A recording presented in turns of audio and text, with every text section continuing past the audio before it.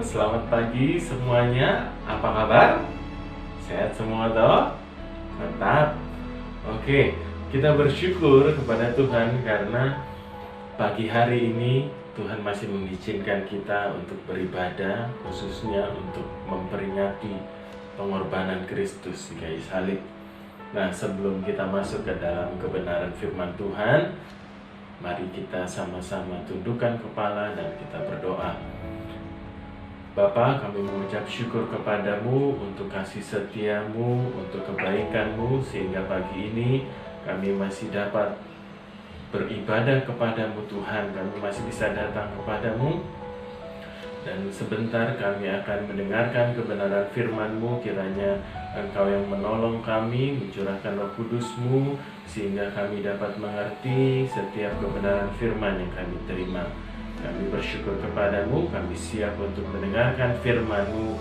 Di dalam nama Yesus kami berdoa, haleluya, amin.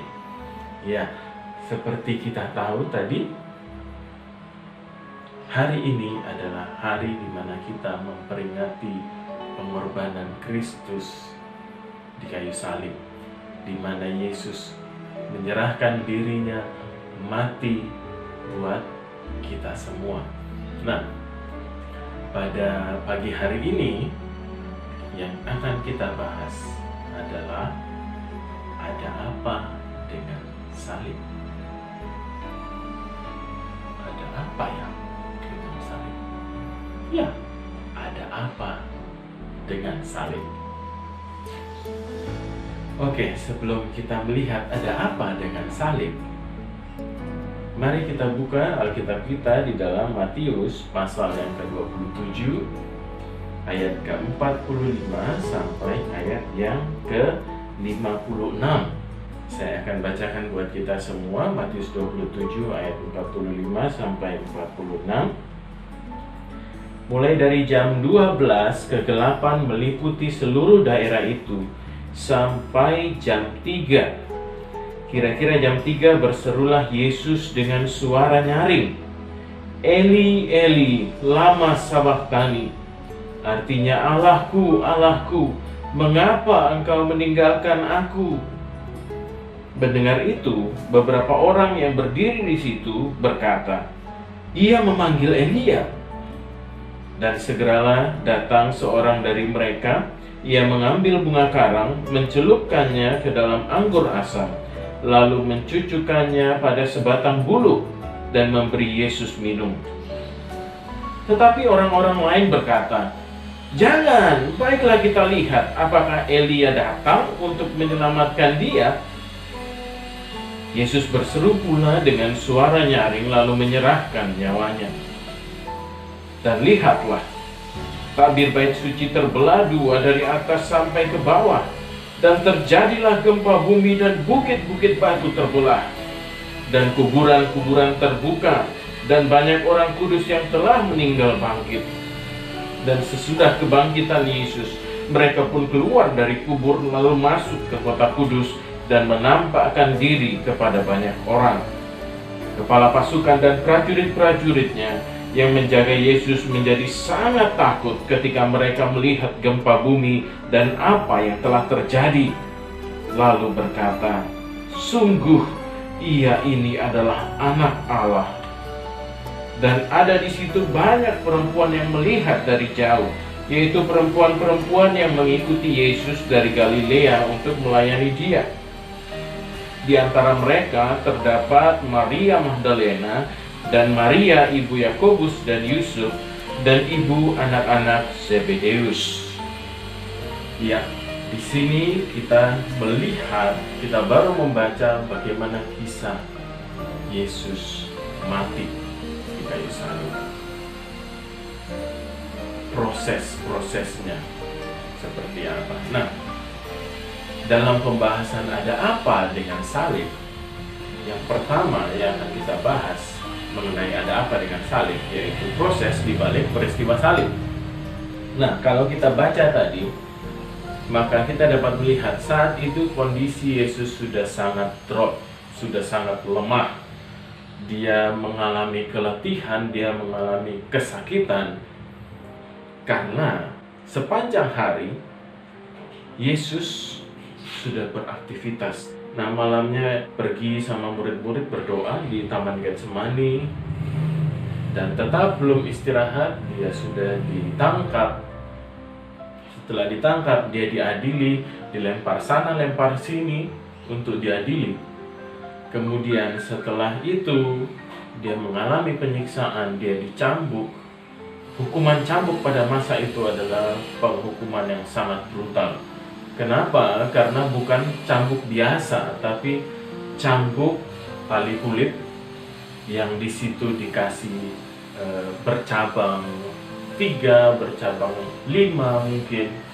Kemudian di dalam setiap helai cambuk itu ada besi, ada tulang, dan lain sebagainya. Jadi kalau dicambuk, maka kulit dan daging bisa hancur, bisa terlepas dari tubuh seseorang. Jadi sebrutal itu penghukuman dengan dicambuk pada masa itu. Jadi kondisi Yesus secara fisik memang sudah sangat lemah. Pasti ada banyak sekali luka-luka di tubuhnya. Bahkan kalau kita lihat di dalam film The Passion of the Christ, tubuh Yesus hancur lebur. Kalau kita sempat nonton film tersebut. Jadi dulu waktu saya SMP, saya punya kepala sekolah. Nah, kemana-mana beliau itu suka membawa rotan. Dan kalau ada anak yang melakukan kesalahan atau yang bandel, wah, pasti tidak akan lolos dari rotannya. Dan saya pernah kena. Wah, dipukul pakai rotannya itu merah, dan merahnya cenut-cenut. Itu baru dipukul pakai rotan, cuma merah gini udah cenut-cenut rasanya. Bagaimana dengan yang dialami oleh Yesus? Minimal ada 39 kali ia dicambuk dengan cambuk yang seperti tadi itu, seperti gambar yang sudah Bapak Ibu lihat. Selain itu Yesus juga mengalami penghinaan. Dia diludahi. Kalau kita membaca di dalam Injil, ia diludahi, ia dihina, dan yang parah karena dengan kulit yang hancur. Wah, karena cambukan ini dia masih harus memikul kayu kasar, memikul salib yang beratnya mungkin sekitar 25 sampai 50 kg. Kita aja yang sehat kalau harus memikul kayu yang seberat itu pasti kewalahan. Apalagi Yesus pada saat itu dalam kondisi yang mengalami penyiksaan. Kemudian dia masih harus berjalan sejauh mungkin sekitar 1 kilometer.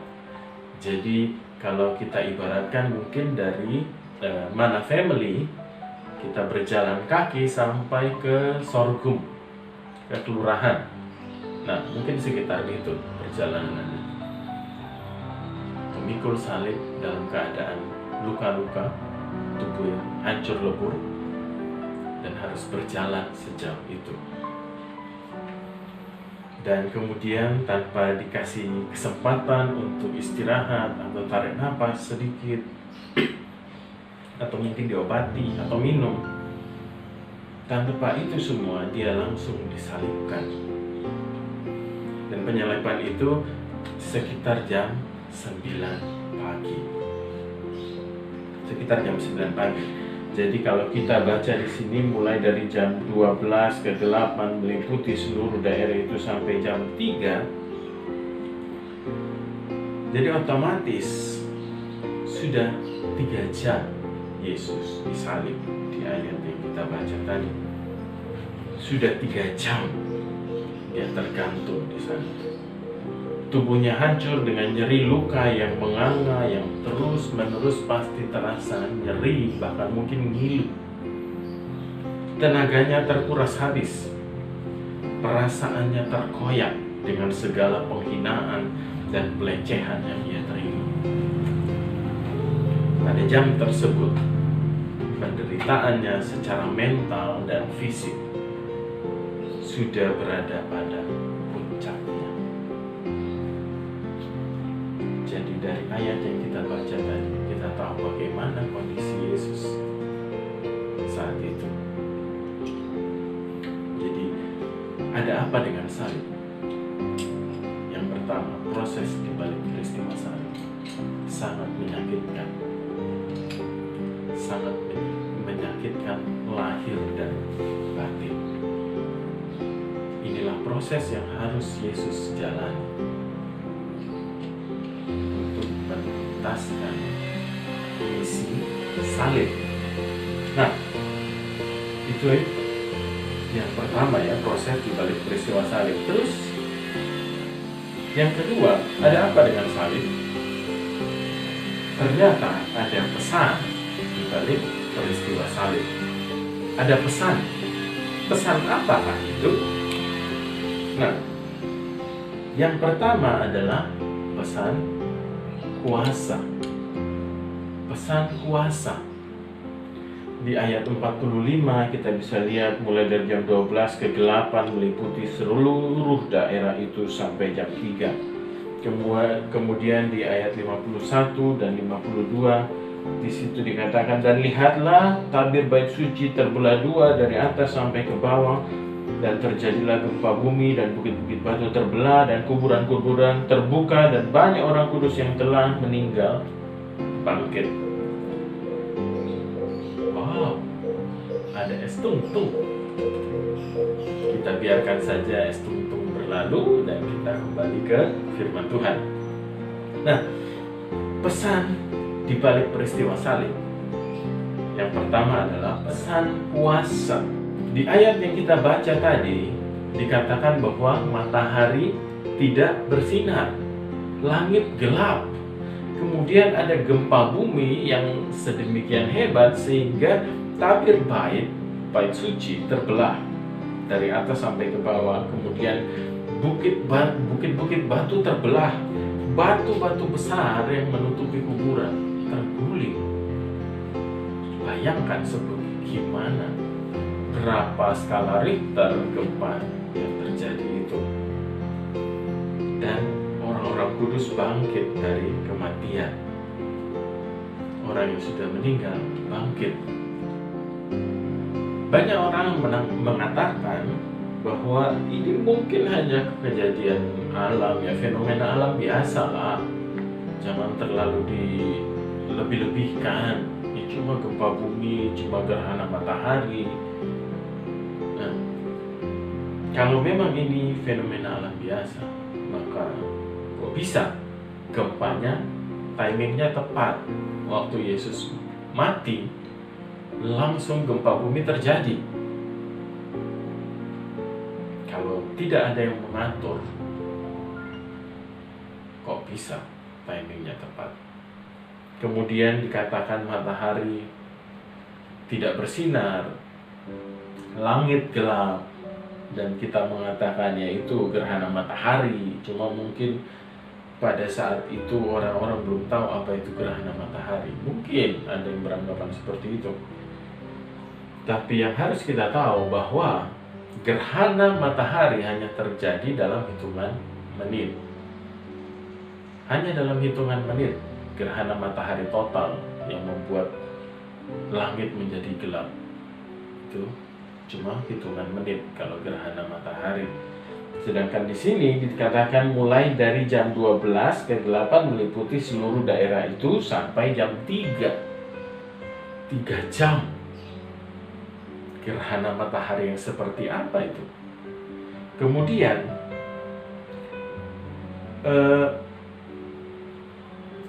saat Yesus disalib ini, itu saat perayaan Paskah bagi bangsa Israel. Nah, dalam perayaan Paskah itu pas waktunya dengan bulan purnama. Jadi bagaimana mungkin bisa ada gerhana matahari kalau pada saat itu sedang bulan purnama? Jadi ya, kalau mau dibilang itu fenomena alam biasa, sepertinya tidak mungkin. Dan yang terakhir, kebangkitan orang-orang kudus. Fenomena apa itu? Tidak ada yang bisa menjelaskan. Jadi ini bukan fenomena alam biasa. Jadi satu hal yang pasti, ini menyatakan bahwa Yesus adalah Tuhan. Yesus adalah Tuhan, dan Dia bukan hanya Tuhan orang Kristen. Dia bukan juga hanya Tuhan dari umat manusia, semua manusia, bukan. Dia adalah Tuhan bagi seluruh manusia, seluruh makhluk, dan Tuhan atas semesta. Dia adalah Tuhan atas semesta. Bahkan kalau kita berpikir ya, matahari yang punya jarak jauh sekali dari bumi saja tunduk dalam kuasanya. Sampai waktu Ia disalibkan dan mati, matahari tidak bersinar. Matahari jaraknya sekitar 149,6, ya kita bisa mengatakan 150 juta kilometer. Itu jarak bumi dengan matahari, sejauh itu. Nah, dengan pesawat penumpang biasa, mungkin kita naik pesawat ya yang ada di bandara itu. Kalau kita naik pesawat yang seperti itu, maka mungkin dibutuhkan sekitar 20 tahun tanpa berhenti.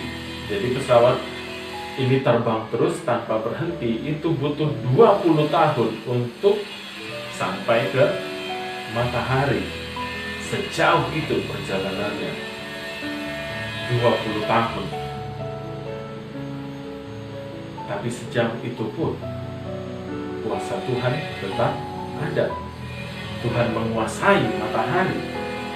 Nah, jika semesta yang seluas itu saja ada dalam kuasa Tuhan, maka itu berarti hidup kita amat sangat terjamin dalam tangan Tuhan. Amin. Sangat terjamin.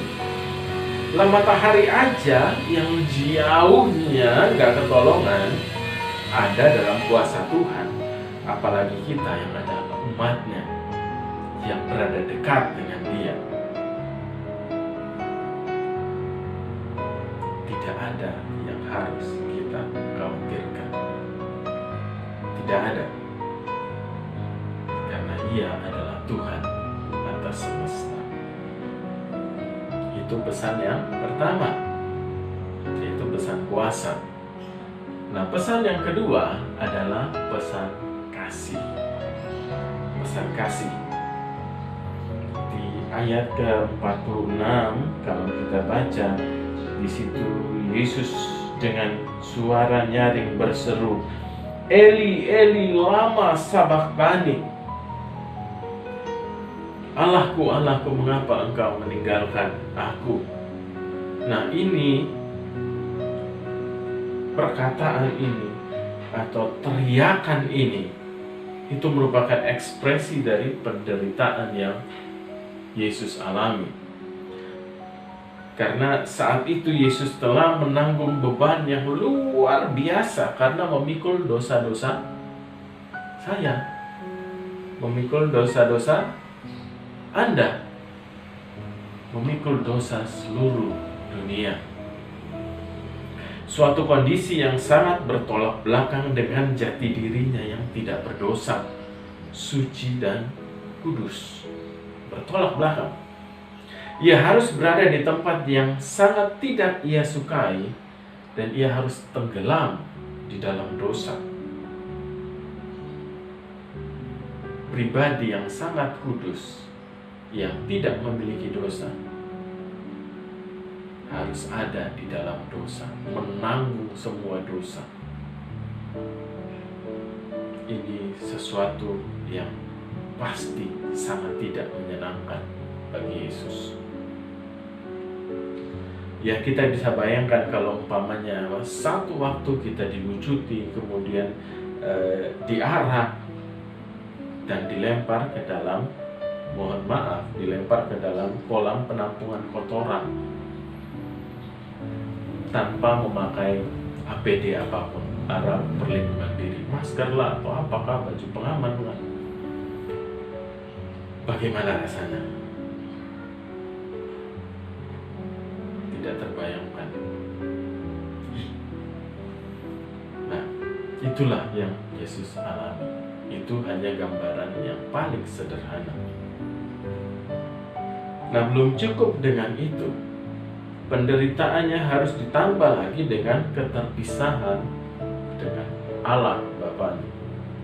Dia harus terpisah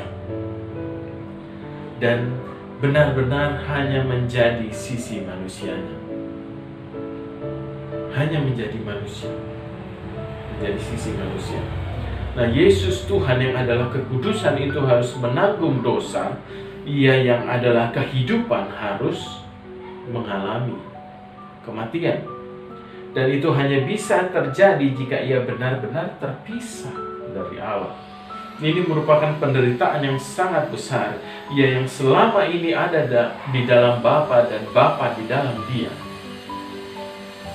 saat itu harus berpisah.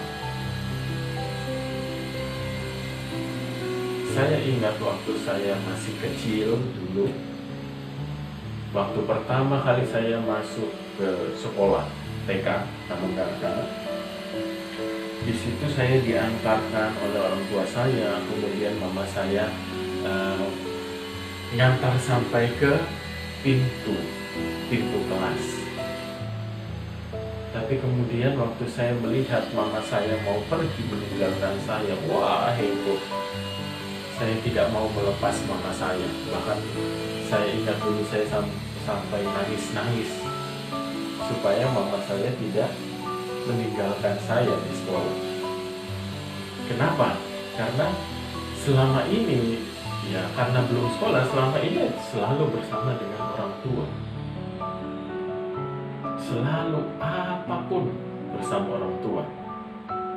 Ngapain aja selalu sama orang tua. Nah, hari pertama sekolah itu hari pertama berpisah dengan orang tua. Ya walaupun hanya jangka waktu beberapa jam, tapi keterpisahan itu membuat saya menjadi tidak nyaman. Bagaimana dengan masa kecil Bapak Ibu Saudara semua? Pernah mengalami hal itu? Ya, kira-kira seperti itulah yang dirasakan oleh Yesus. Seperti itu perasaan yang Yesus alami. Tapi di balik semua itu, perkataan Yesus ini, Eli Eli lama sabachthani, tidak mengacu kepada keputusasaan Yesus dalam menanggung salib. Ini yang harus kita ingat. Karena jika kita cermati, sebenarnya perkataan Yesus ini merupakan kutipan dari Mazmur Daud. Ya, kita bisa melihat itu di dalam Mazmur pasal 22. Yesus mengutip Mazmur 22. Dan Mazmur Daud ini sekalipun diawali dengan syair yang sangat kelam, dimulai dengan Allahku, Allahku, mengapa engkau meninggalkan aku? Tetapi Mazmur ini ditutup dengan suatu pernyataan iman yang kuat bahwa Allah tidak akan membiarkan dan pasti akan menolong. Allah tidak akan membiarkan dan pasti akan menolong. Dan satu-satunya alasan ia rela mau melakukannya, ia berjuang menuntaskannya sampai mati adalah karena kasihnya yang begitu besar buat kita. Kasihnya yang begitu besar buat kita. Nah, bagaimana hidup kita saat ini? Masa-masa sekarang ini adalah masa yang berat bagi banyak orang. Mungkin semua orang bisa dikatakan. Masa-masa yang sulit. Kerjaan sepi, kerja di rumah terbatas, dan otomatis penghasilan berkurang, tanggung jawab bertambah. Anak-anak harus sekolah di rumah, belajar di rumah. Kita dapat tanggung jawab untuk menjadi guru. Semakin banyak tuntutan, kebutuhan semakin banyak karena selalu ada di dalam rumah. Semuanya ngumpul di rumah, kebutuhan semakin banyak. Karena di rumah terus, kalau sudah bingung mau ngapain, pikirannya apa? Ngemil apa ya? Makan apa ya? Apalagi kalau dengan anak-anak. Anak-anak di rumah gimana? Jajan, minta snack, minta dibikinin kue, puding, apalagi ya, pokoknya banyak. Jadi kebutuhan semakin bertambah. Ini masa yang berat. Ini masa yang berat. Nah, apakah saat ini Anda ada dalam masalah dan beban yang berat? Apakah Anda ada dalam kondisi dan situasi yang sangat menyusahkan? Dan sampai saat ini engkau hanya bisa menyimpan dalam hati, tidak bisa dan tidak tahu mau curhat kemana. Ini kabar baik buat kita. Sampaikanlah keluhanmu kepada Tuhan. Sampaikan keluhanmu pada Tuhan. Menangislah di hadapan Tuhan. Berserulah kepada Dia karena Dia bersedia mendengarkan kita. Dia menyediakan telinganya bagi kita dan tangannya Dia sediakan untuk memeluk kita.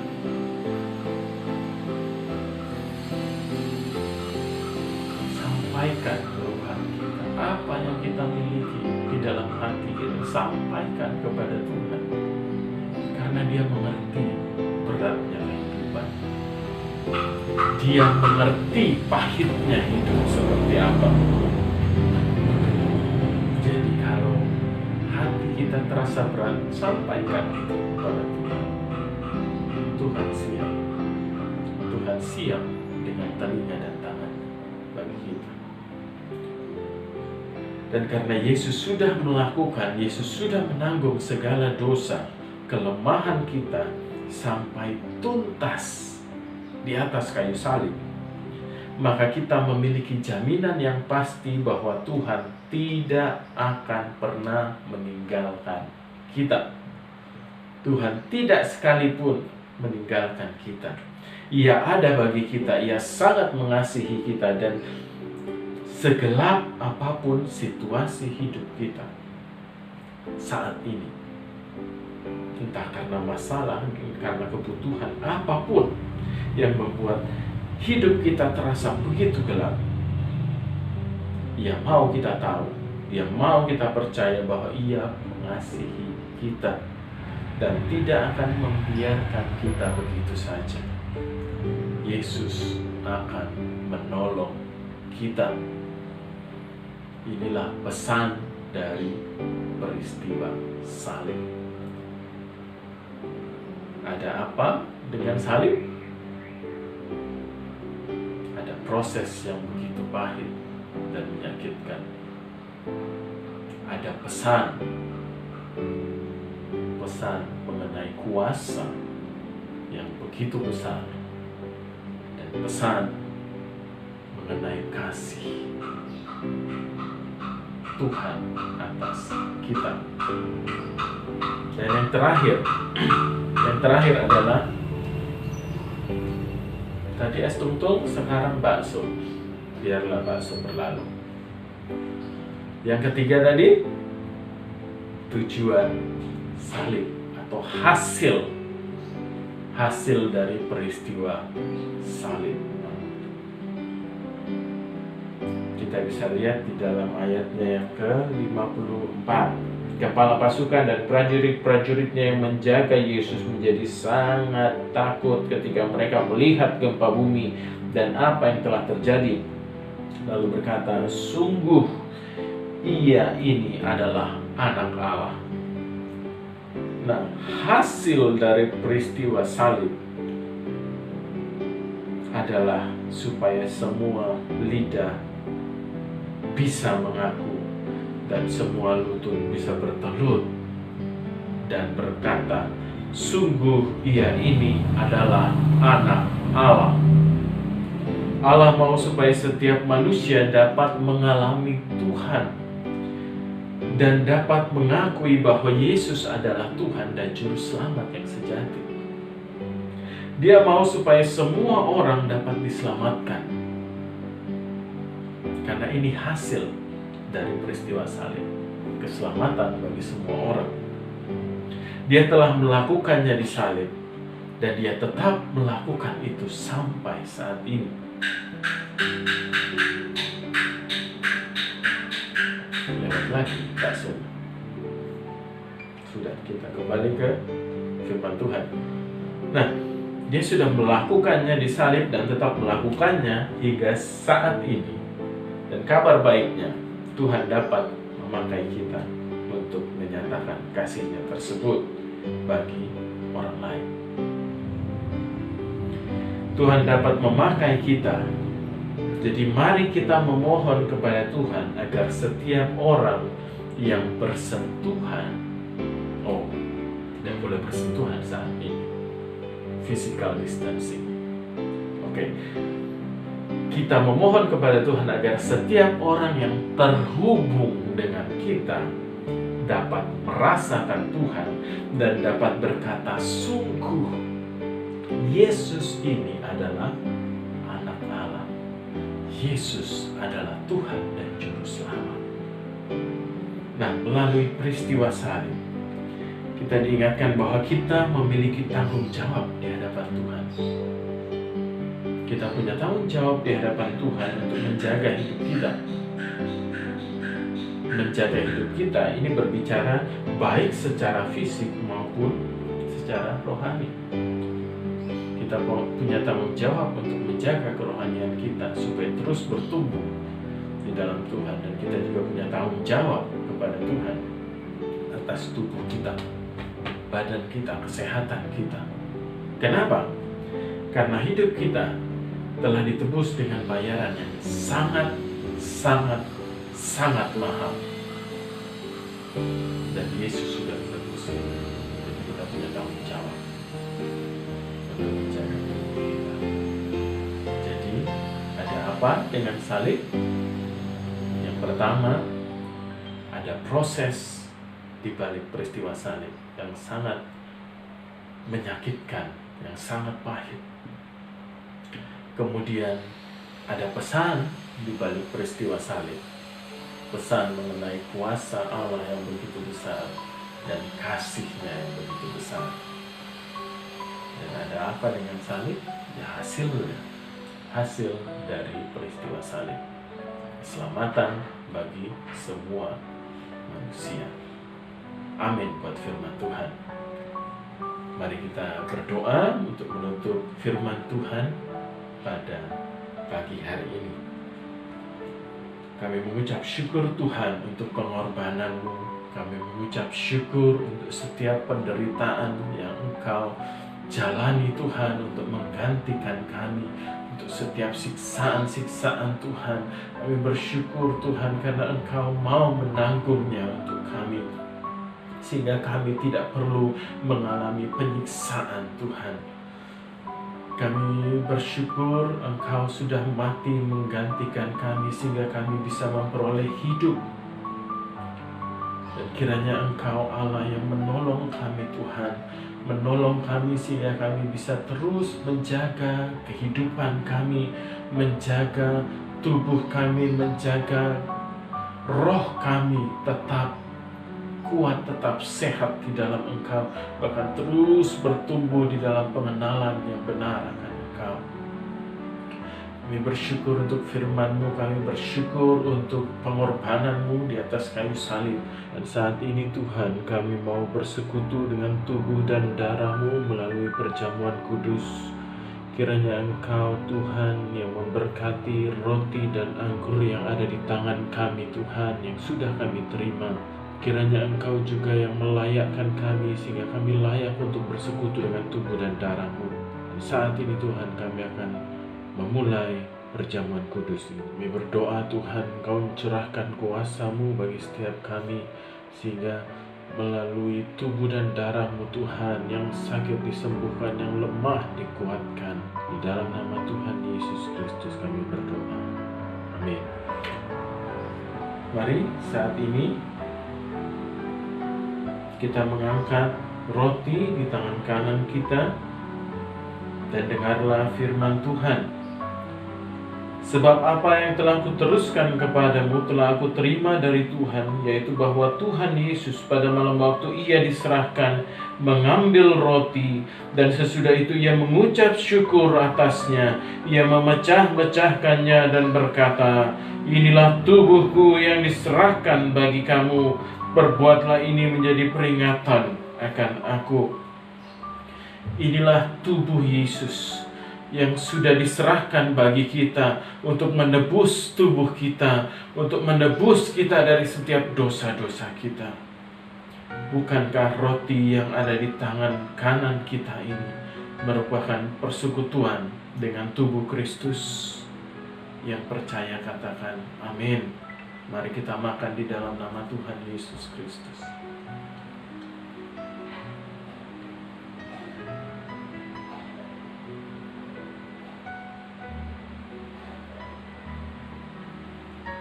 Mari selanjutnya siapkan anggur di tangan kanan kita, dan mari angkat lebih tinggi dari kepala kita. Demikian juga Ia mengambil cawan sesudah makan, lalu berkata, "Cawan ini adalah perjanjian baru yang dimateraikan oleh darahku. Perbuatlah ini setiap kali kamu meminumnya menjadi peringatan akan aku. Sebab setiap kali kamu makan roti ini dan minum cawan ini, kamu memberitakan kematian Tuhan sampai Ia datang." Inilah darah Yesus, darah yang dicurahkan untuk membasuh bersih dosa-dosa kita, sehingga kita layak untuk bertemu dengan Tuhan, kita layak untuk menjadi anak-anak-Nya. Bukankah anggur yang ada di tangan kanan kita ini merupakan persekutuan dengan darah Kristus? Sama-sama katakan amin. Mari kita minum di dalam nama Tuhan Yesus Kristus.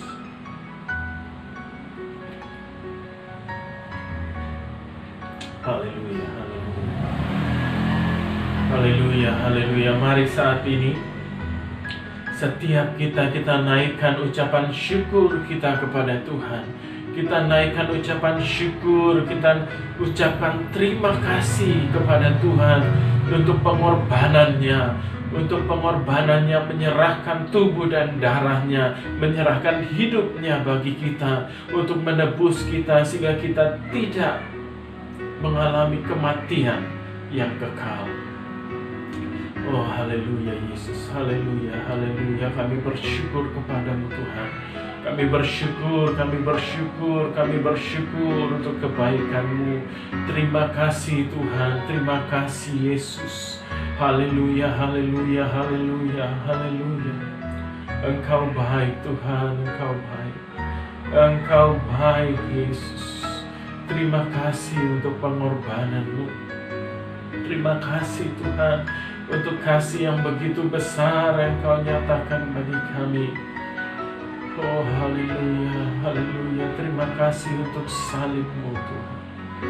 Terima kasih untuk pengorbanan-Mu Tuhan bagi kehidupan kami.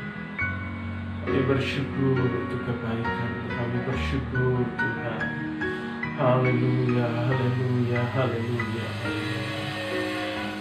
Segala puji syukur kami naikkan ke dalam kuasa-Mu, ke dalam hadirat-Mu Tuhan. Karena Engkau sudah begitu baik bagi kami. Engkau sudah menyerahkan tubuh-Mu Engkau sudah menyerahkan darah-Mu Tuhan, menggantikan kami, sehingga dosa-dosa kami ditebus. Engkau juga yang sudah menanggung segala kelemahan kami. Engkau sudah menanggung segala sakit kami Tuhan. Kami bersyukur, kami bersyukur, kami bersyukur Tuhan. Dan saat ini hamba berdoa menyerahkan jemaat Mana Family ke dalam tangan-Mu, dan juga PCC Grow Youth ke dalam tangan-Mu. Dimanapun umat-Mu berada, Engkau Allah ada bersama dengan mereka, menyertai mereka satu persatu, sehingga mereka akan tetap sehat Tuhan. Engkau Allah yang melindungi, Engkau Allah yang membentengi, sehingga tidak ada satupun sakit penyakit yang dapat mengganggu umat-Mu Tuhan. Kami bersyukur kepadamu, kami menyerahkan kehidupan kami sepenuhnya ke dalam tangan-Mu. Seluruh aktivitas kami serahkan dalam tangan kuasa-Mu. Dan saat ini kami akan menutup firman Tuhan, dan kami mau menerima berkat yang sudah Engkau siapkan bagi kami. Mari kekasih-kekasih Tuhan, angkatlah tangan-Mu dan terimalah berkat dari Tuhan. Tuhan memberkati engkau dan melindungi engkau. Tuhan menyinari engkau dengan wajah-Nya dan berikan engkau kasih karunia. Tuhan menghadapkan wajah-Nya kepadamu dan berikan engkau damai sejahtera. Oleh karena itu diberkatilah engkau dalam setiap hal yang kau kerjakan. Tuhan sendiri yang buat semua menjadi berhasil. Tuhan yang membukakan tingkap-tingkap surganya, mencurahkan segala berkat-berkat Allah penuh melimpah dalam hidupmu sehingga engkau tidak berkekurangan. Tuhan yang menjadikan engkau kepala dan bukan ekor. Tangan yang berkuasa akan senantiasa mengangkat engkau naik dan bukan turun. Oleh karena itu terimalah berkat damai sejahtera dari Allah Bapa, cinta kasih karunia dari Tuhan Yesus Kristus, serta penyertaan penghiburan pengurapan Roh Kudus senantiasa menjadi milik usaha kamu mulai saat ini sampai Maranatha. Tuhan Yesus datang dua kali menjemput saleh-salehnya. Di dalam nama Tuhan Yesus Kristus, mari kita yang sudah menerima berkat sama-sama katakan amin. Selamat hari Jumat Agung.